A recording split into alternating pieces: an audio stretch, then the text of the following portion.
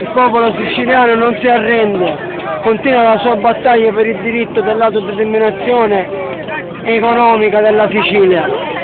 Chiede l'applicazione integrale dello Statuto siciliano o l'indipendenza dall'Italia. Non potete dare conto l'indipendenza.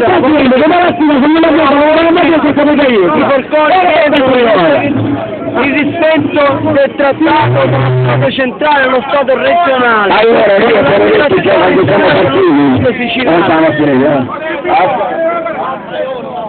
Abbiamo detto quando siamo partiti che era o entravamo da dentro oppure cercavamo il palazzo.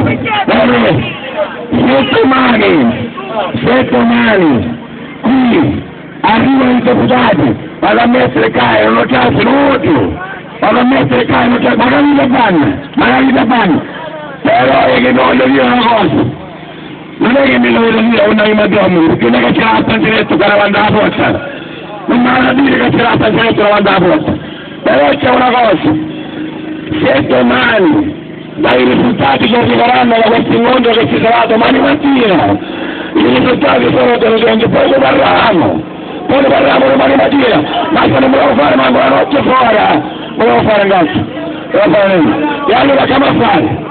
Troppo facile, attenzione, a dire ora entriamo, io volevo sapere un siamo, quando è che sono qualcosa che facciamo stanotte? Voglio aspettare per vedere che cosa arriva, perché abbiamo preso un impegno, e l'impegno è questo,